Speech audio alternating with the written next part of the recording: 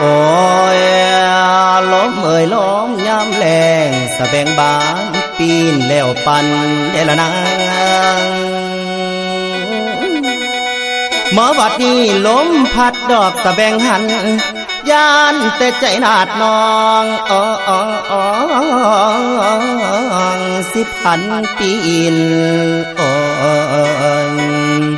แม่นเปลี่ยนแปลงน้อละนางเอ้ยน้อง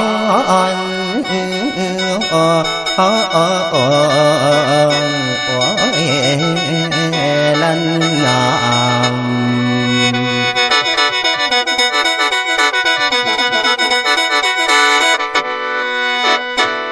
มาบัดนี้ตกถึงยามฤดูแล้งสะแบงบ้านทั้งบ้านพี่ก่อไฟสีลมพัดตองเสียงกองสะดันหู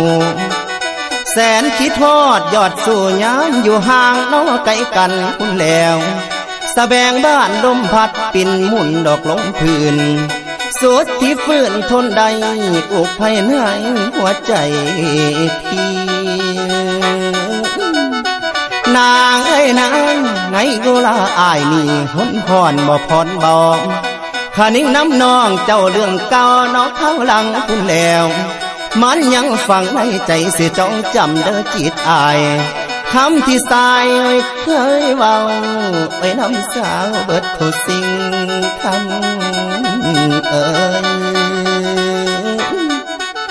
คำให้คำความที่ยิ่งบอกนั้นยังจำอันแม่นบ่มาน้องว่าน้องหักอายสายบอกหักน้อจอมควันคุณแล้วที่สองเอาสัญญากันพี่บ่ลืมแต่คำคุณเคยนอนนุ่นตากน้องจะดอมเบาอมเบาอม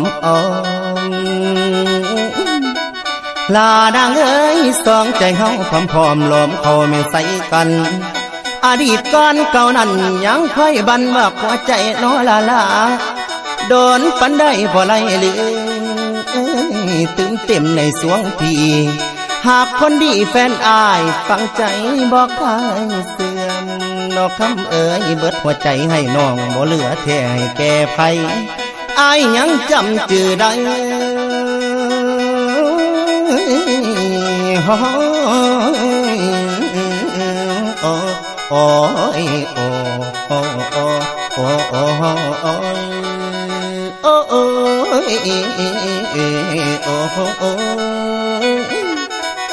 มาบัดนี้อายยังจำจื่อได้แต่เขาก่อนอยู่เที่ยงนาคุณแล้ว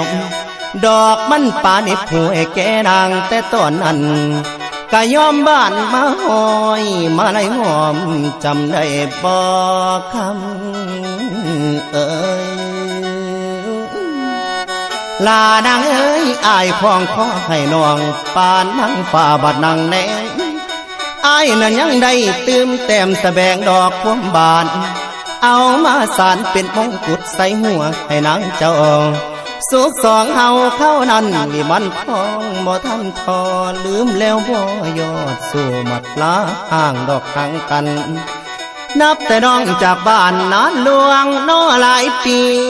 บ่เห็นมีเงาสาวข่าวบ่เห็นซ้ำลืมคำเคยเว้าจากกันแต่เข้าก่อนลืมหน้าดอนโคกป่าวาเทียงหน้าหน่อยบ่ทางนี้ลืมมาดีตั้งแต่กี่ทิมความเก่าดอกทั้งสองบ่เหลียวมองคนคอยสิจอยตายละดีเจ้าสัญญาเฮาคงห่างคอยหานางบ่เห็นไงนะเจ้าไก่ห่างอายพันภายดอกนายนี้คำว่าฮักแต่กี่ของสินค้าละดอกสาวภาพความหลังสองเฮาดอกเก่าดนจนลืมสิ้นใจทวินถึงเจ้าบ่เห็นเงาอดีตผ่านนางไอ้นางยามเบิ่งดอกสะแบงบานยามเบิ่งดอกสะแบงบานทรมานถึงตอกย้ำปังหารซ้ำแม่นบ่ปานเด้อละนาง โอ้ยน้องโอ้